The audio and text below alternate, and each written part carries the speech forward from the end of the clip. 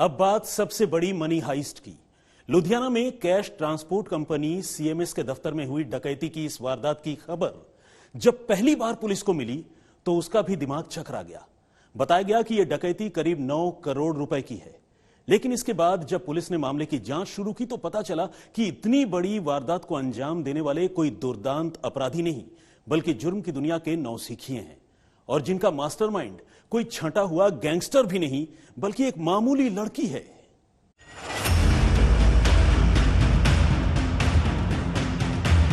CCTV में आधी रात कैद हुई डकैतों की ये धुंधली सी तस्वीर।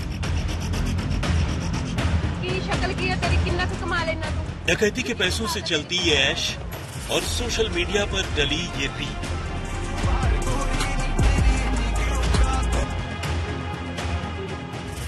और तब पुलिस का एक्शन में आना और एक्शन की पहली किश्त में नाले से नोट की गड्डियों का बरामद हुआ।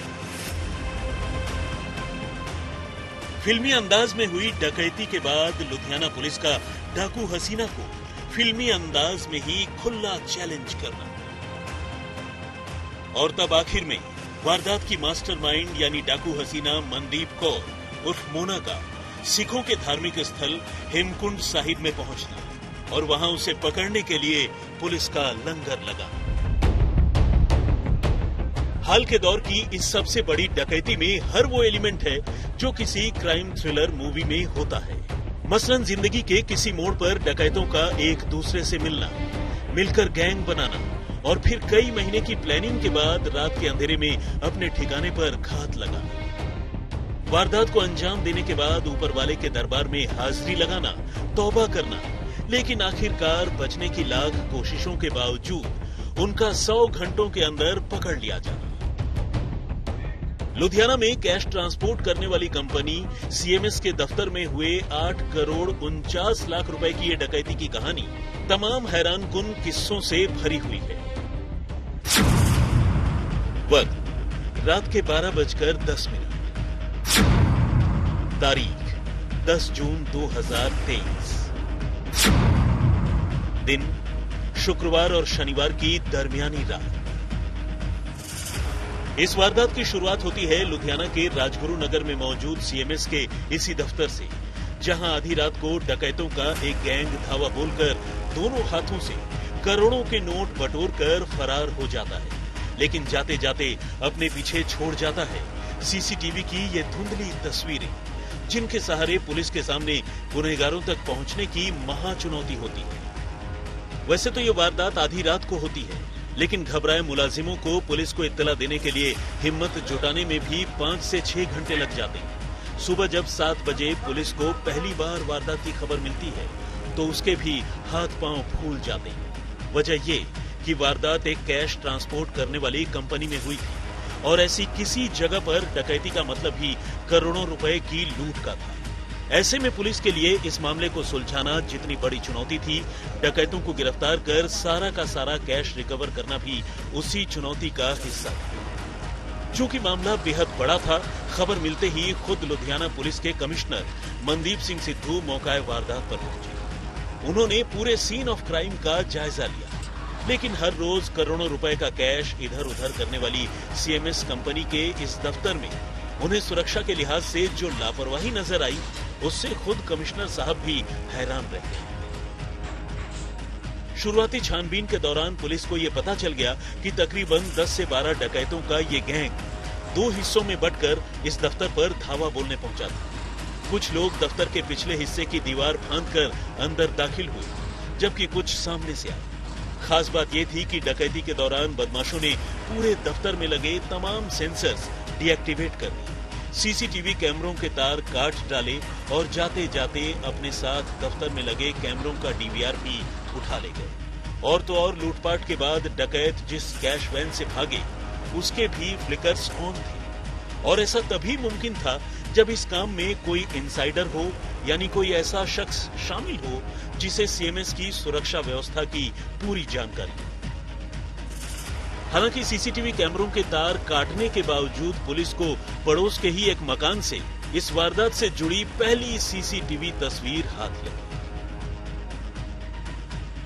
अब पुलिस को इस मामले की छानबीन के लिए एक एंगल मिल चुका था। पुलिस ने तफ्तीश के लिए मौका वारदात पर सारे एक्टिव नंबरों का डंप डाटा कलेक्ट किया, लेकिन ये जानकर हैरान रह गई कि सभी के सभी 10 डकैतों में से एक ने भी वारदात के वक्त अपने मोबाइल फोन का इस्तेमाल नहीं किया। और ये पुलिस के लिए एक और बड़ी चुनौती थी। हालांकि कुछ घंटों की तलाशी और नाकेबंदी के बाद पुलिस लावारिस हालत में पड़ी उस कैश वैन तक पहुंचने में कामयाब हो गई, जिसमें बैठकर डकैत कंपनी के दफ्तर से भागे थे। लेकिन इसके बाद पुलिस ने कैश वैन वाली जगह का डंप डाटा तो निकाला ही, साथ ही अपने मुखबिरों की भी मदद ली और तब एक एक कर उसके हाथ इस वारदात में शामिल गुनहगारों तक पहुंचते गए। सबसे पहले पुलिस ने लुधियाना के पास के ही एक गांव से लूट के रुपयों के साथ 3 लड़कों को दबोच लिया, जिन्होंने नोटों से भरा एक बैग सड़क के किनारे बनी पानी निकलने की एक जाली में छुपा रखा था।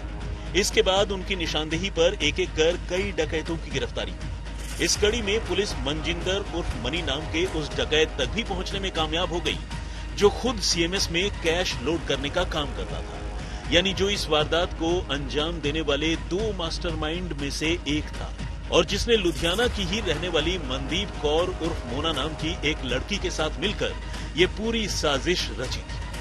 पहले पुलिस ने उसके घर से 1 करोड़ रुपए बरामद किए।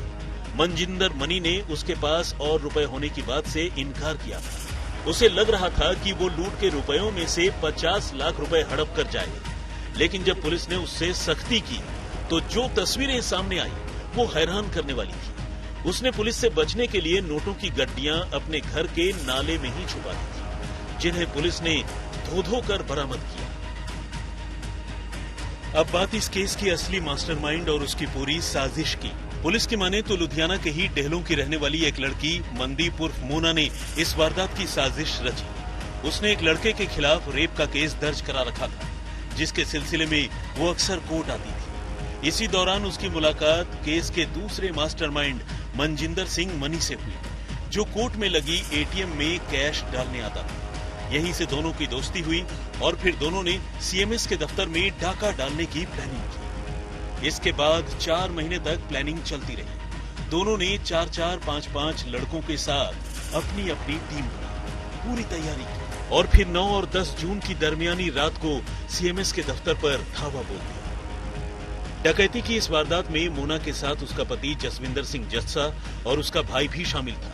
मोना और जस्सा ने तय किया था कि वो डकैती में कामयाब हो जाने पर सबसे पहले हेमकुंड साहिब में जाकर मत्था टेकेंगे और फिर हरिद्वार और अमरनाथ धाम होते हुए लूटे गए रुपयों से नई जिंदगी की शुरुआत करेंगे। वारदात के बाद इसी तय प्रोग्राम के मुताबिक पति पत्नी की ये शातिर जोड़ी हेमकुंड साहिब पहुंची। पुलिस को जब दोनों के हेमकुंड साहिब पहुंचने की खबर मिली तो पुलिस भी पीछे पीछे वहां पहुंच गई, लेकिन श्रद्धालुओं की भीड़ में से उनकी पहचान कर उन्हें पकड़ना एक बड़ी चुनौती थी। पुलिस ने हेलीकॉप्टर सर्विस का पता किया, क्योंकि उसे लग रहा था कि लूट के रुपयों से वो आराम से हेलीकॉप्टर राइड करेंगे। लेकिन पता चला कि मोना और जस्सा पैदल ही 21 किलोमीटर का फासला तय कर गुरुद्वारे तक पहुंचे। हालांकि बारिश और ठंड के बीच दोनों ने अपने चेहरे ढक रखे थे। मोना ने चेहरे पर नकाब बांध रखा था और उसके पति जस्सा ने चेहरे पर पगड़ी लपेट रखी थी। ऐसे में उन्हें पहचानने के लिए पुलिस ने जाल बिछाया और इस जाल में ये शातिर जोड़ी फंस गई। लुधियाना डकैती की प्लानिंग दरअसल शातिर अपराधियों ने इस तरह से की थी कि ये योजना अगर सफल हो जाती तो पुलिस अपराधियों तक कभी नहीं पहुंच पाती, लेकिन अपराधी भले ही कितना ही शातिर हो वो कहीं ना कहीं सुराग छोड़ ही देता है। और पुलिस ने अभी तक इस मामले में जितने भी अपराधी हैं उनको गिरफ्तार कर लिया है। हिंदी में कहावत है, तू डाल डाल मैं पात पात, यानी कि अपराधी अपनी स्ट्रेटेजी में आगे चल रही थी तो पुलिस भी लगातार पीछा करते हुए उनके साथ साथ ही चल रही थी।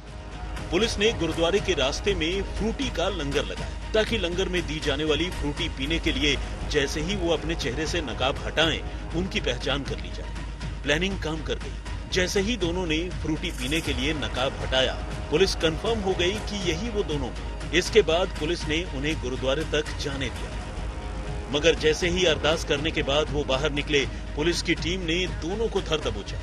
इसके बाद तो साजिश की सारी कड़ियां खुल गई और लूटे गए 8 करोड़ 49 लाख रुपए की रकम में से 6 करोड़ से ज्यादा की रकम बरामद हुई।